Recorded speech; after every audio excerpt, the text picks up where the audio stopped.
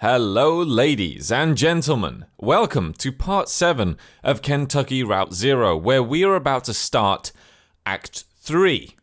Now, I'm very excited about this because at the end of Act 2, it got very strange, didn't it? It got a lot more, I don't know what to use the word, visual, kind of, a lot more mystical, a lot more colors as well. It was really cool. So we went to the forest to meet Dr. Truman.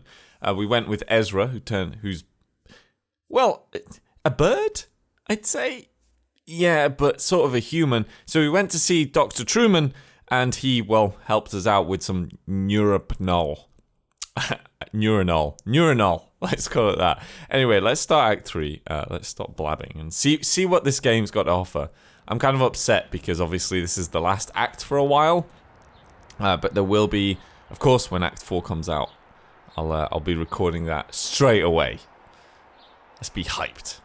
All right, it looks like we're in the same place, but with someone else here. Are we in the same place? I mean, it's obviously Conway on the left here.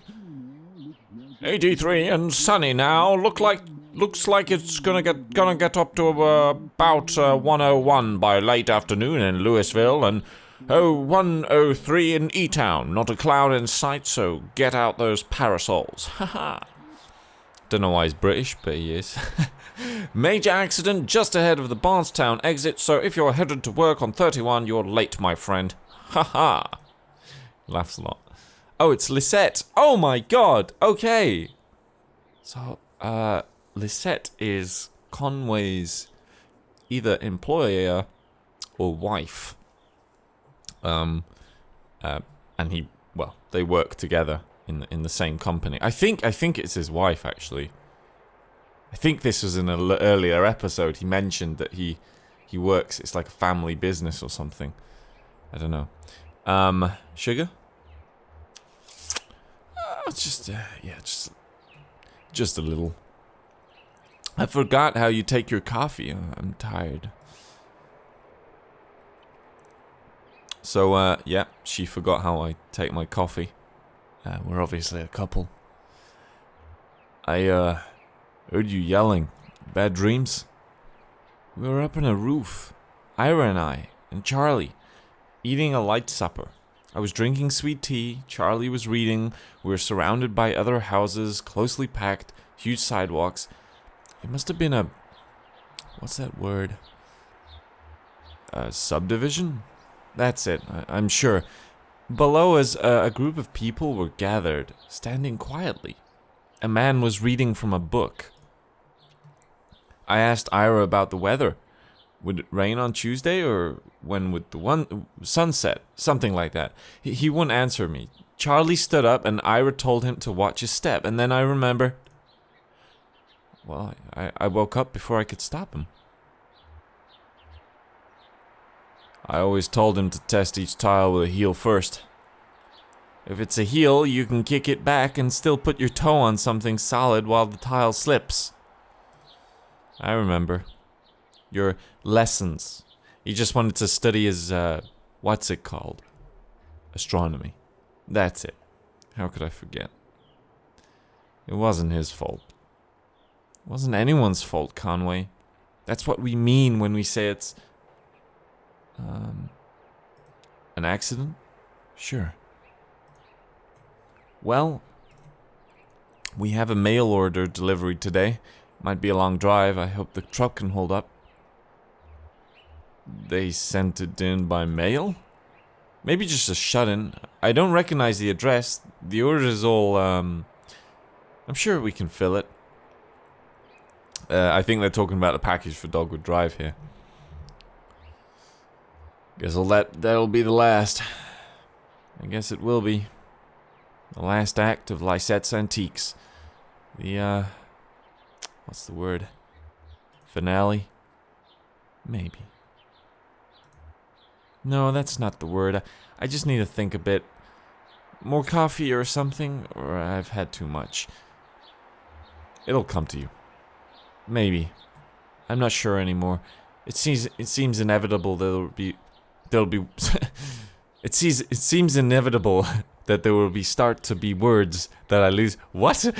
It seems inevitable there will start to be words that I lose forever. Okay, Jesus, why couldn't I read that one? What are those boxes you sent in the hallway? Those are your clothes. You packed them yesterday. Of course. Cora should be here soon. Will you wait with me? I should get that delivery out. I know, it's just, what if I don't recognize her?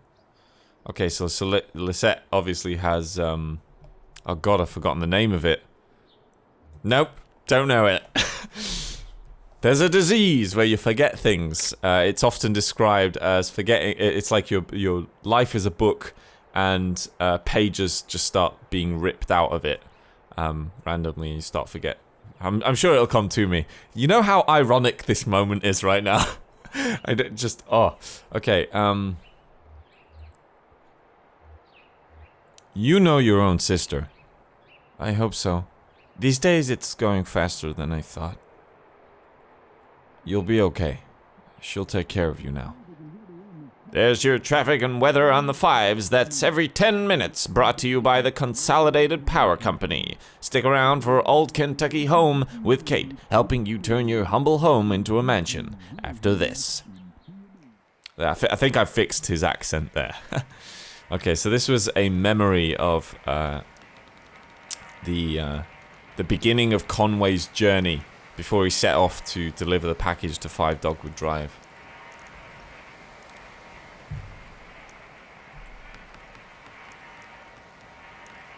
Oh, Jesus.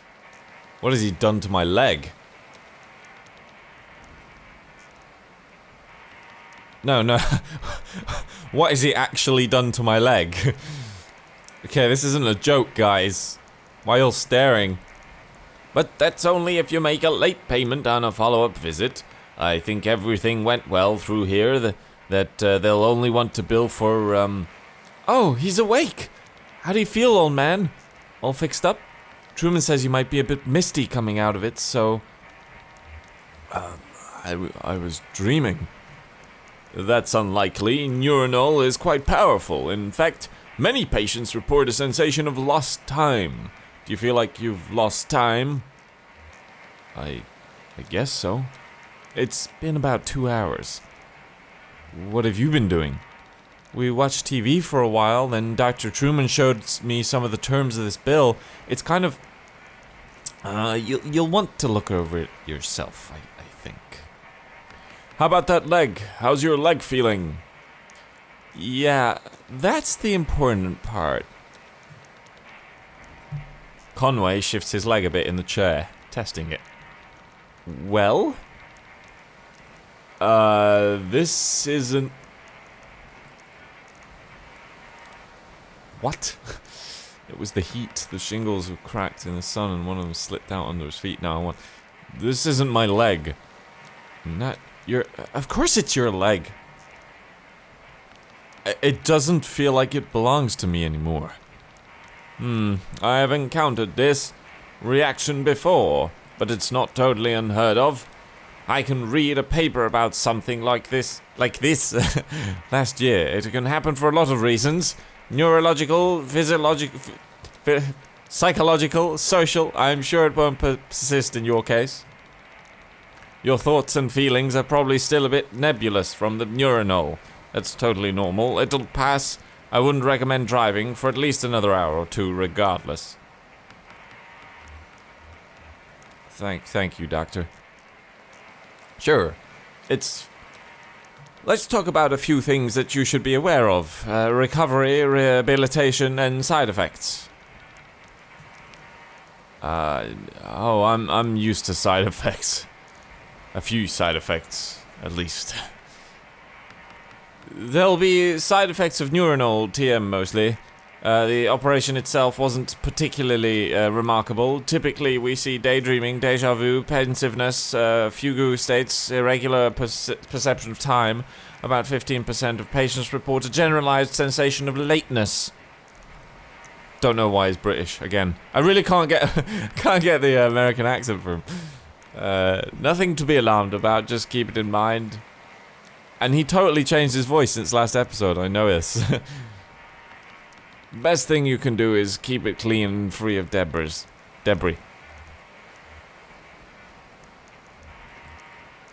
What do I clean it with? Only clean your leg with a soft cloth moistened with water of isopropyl alcohol. Isopropyl. You'll definitely want to avoid abrasive agents like detergents or other solvents. So, do you have any questions? Anything about the bill that didn't make sense? I didn't mean to rush you, but I have an early fishing trip. His voice is changing. This is the weirdest doctor in the world. I don't want to think about the bill right now. Sure, well, you can go over it later if you have any questions. There's a phone number on the bottom where you can reach the Consolidated Power Company. They handle all the billing. I wouldn't put it off too long if I were you. Thanks for your help. Julian's outside. We can head back to your truck. Alright, let's do that. Let's head back to the truck. Let's get out of here. I don't like Truman. Just don't like doing his voice. Act 3, Scene 1. So that was like Scene 0. Museum of Dwellings. Are we going back to that place? God, I don't want to go back to this place. So is Shannon.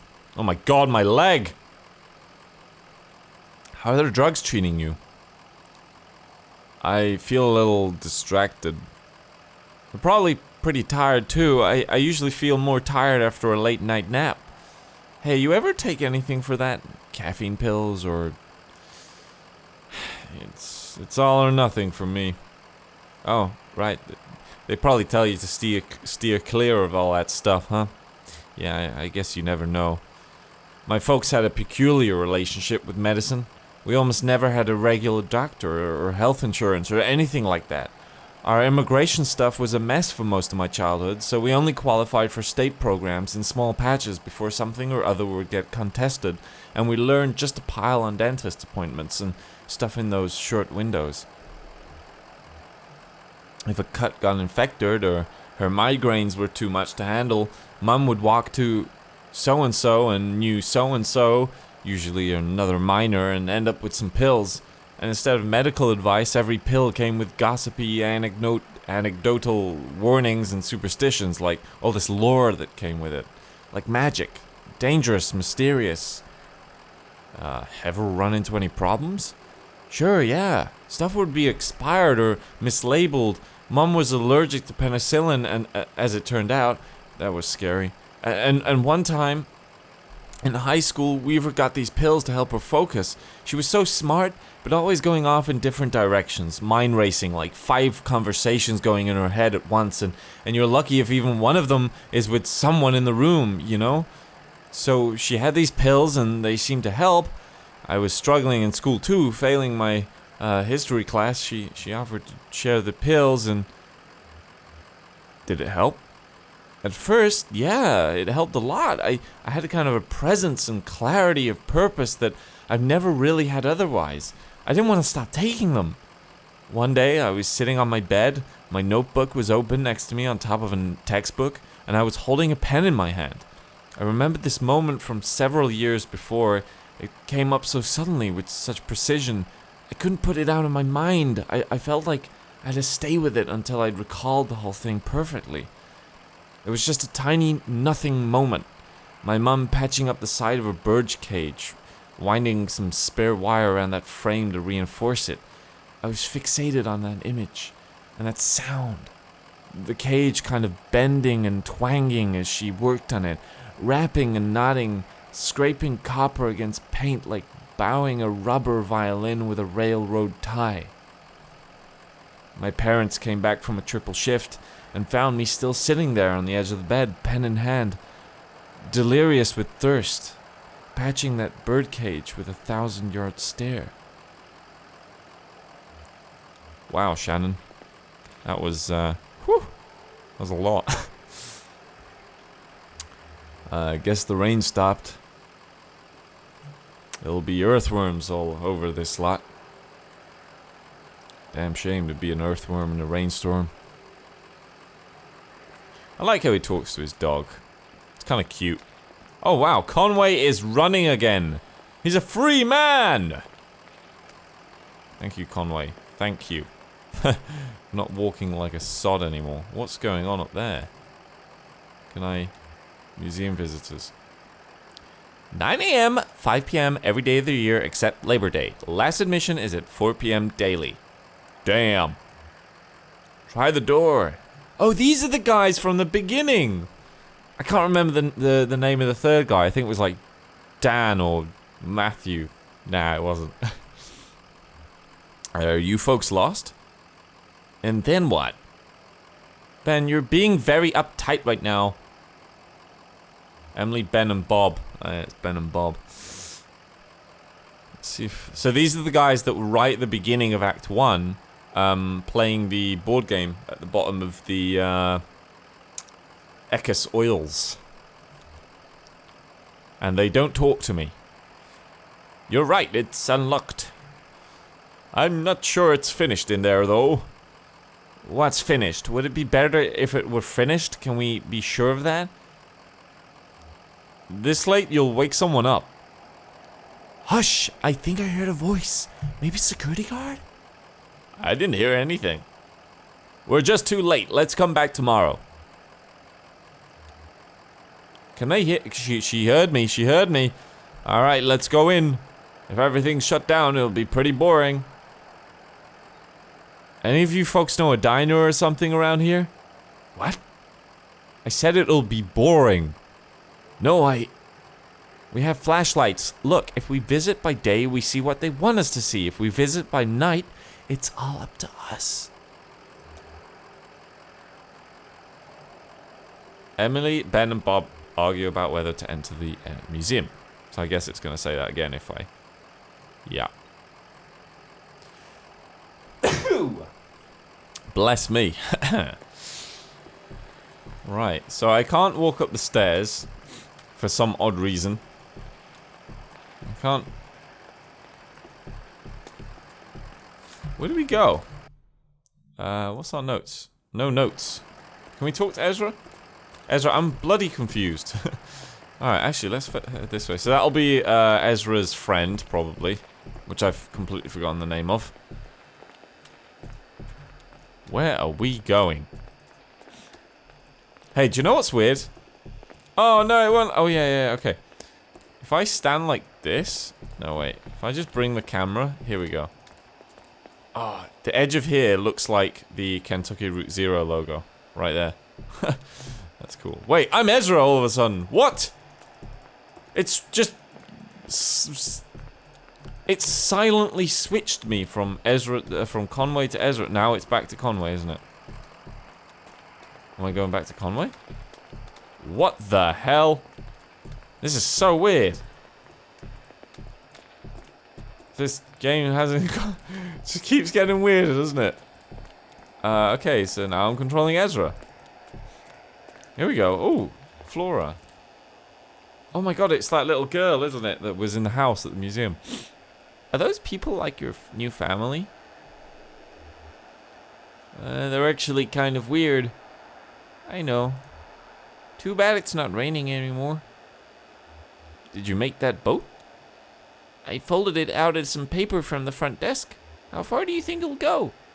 We should stand here and watch it until it disappears over the horizon with a far-off look in our eyes. I'll lean my head over your shoulder, and right when it's a tiny speck, just before it vanishes, you'll say something romantic. Saying I have to go with my friends now is not romantic. Let's say okay. Okay. Well, we'd better get started. Can I actually, am I gonna do it? Or, do you know what? That's gonna take a long time. That's not going anywhere. Can I say the romantic thing now? I feel like if I wait, then something will happen. And if I run away, Flora will get mad at me. I don't want that. It's almost at the edge of the screen. I'm sure when it just vanishes off the edge of the screen, that will be the moment that I say something romantic. But what do I say? I love you, Flora. This was such a nice night, Flora.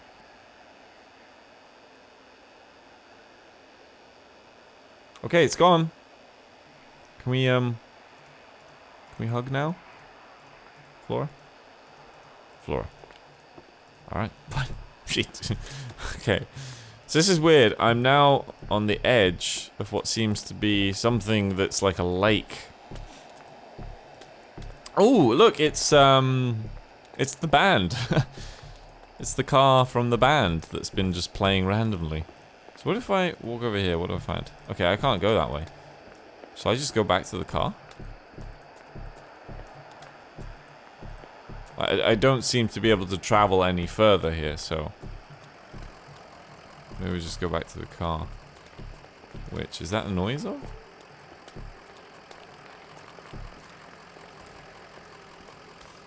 Yeah, let's just drive. So, what's the plan here? Head back to the zero, I guess. I hope these are the right files. I mean, I'm pretty sure they're what Lula was asking for, but it was kind of a mess in that storage facility. How do we get back there, though? The entrance at the farmhouse was gone. Let's ask at the gas station if he knows another route. Sure, okay, worth a shot. So as a reminder, we found those files at the storage facility, and now we have to take them back to the bureau. Almost got me there. To get them checked, I guess, so that we can actually head there. They don't want to stay any longer. Let's head on the route. The route. So we're actually going to go back to the gas station to check with Ekis, or whatever his name was. I can't remember his name now. This was a long time ago.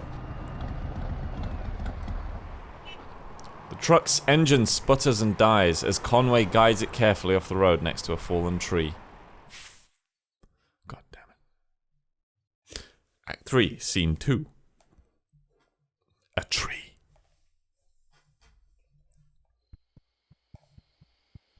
Oh my god. It's kind of gorgeous, isn't it? There is a little boy there. Hello? It's like nighttime. What are you doing? Can we head off? Is Conway just going? See you later, Conway. Alright, let's see what this does.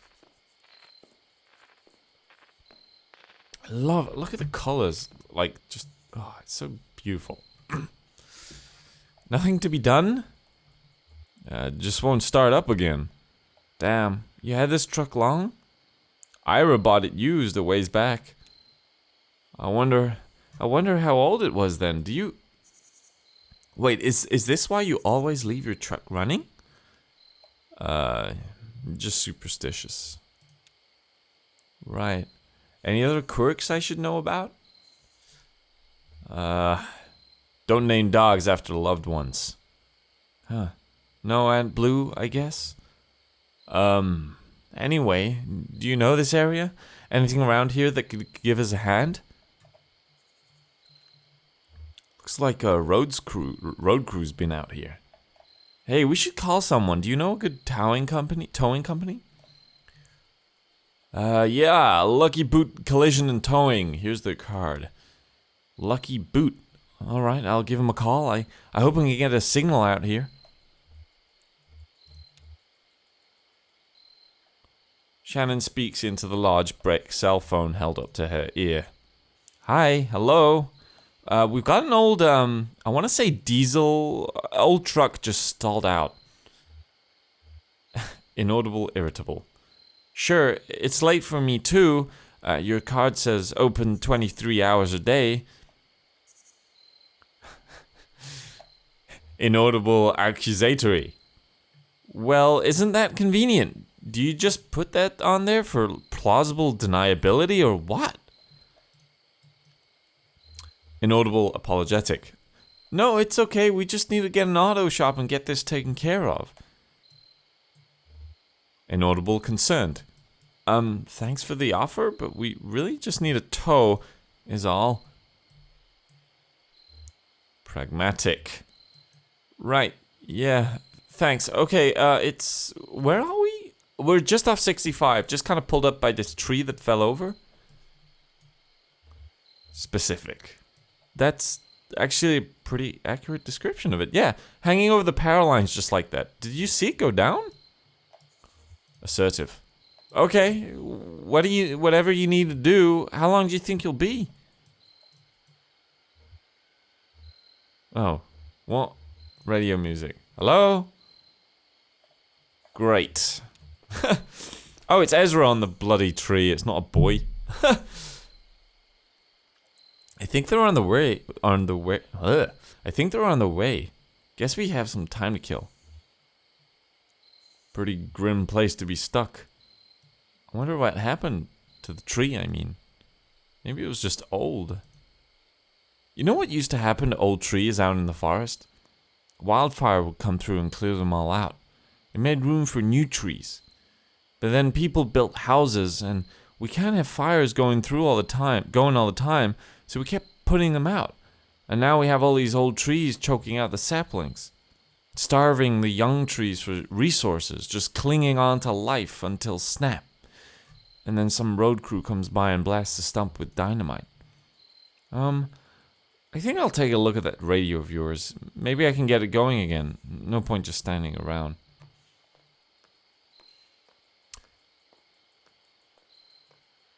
Let's do it, Ezra. So I can talk to Shannon again. She's probably messing around with the radio right now.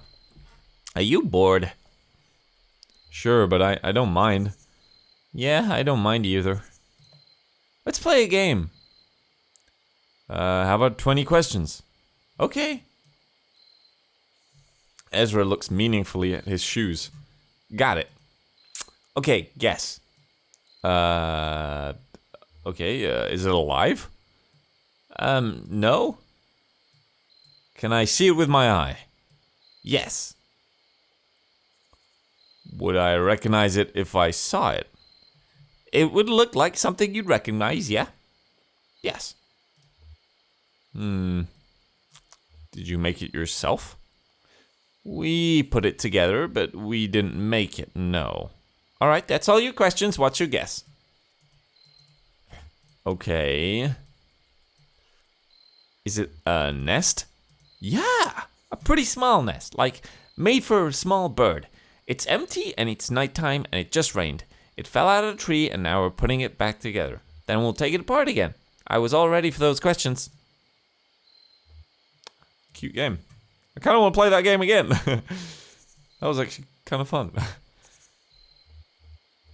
How long do you think we'll be waiting here?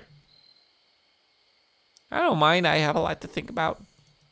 I guess I always do. I'm a thinker, alright? So there's Shannon talking to the dog. Ezra talking to the dog. Let's check on Shannon. How's it looking? The leads are badly corroded, but I'm making progress. That's what I like about working on electronics. It gets easier as you go on. For me, it's just the opposite. Almost there.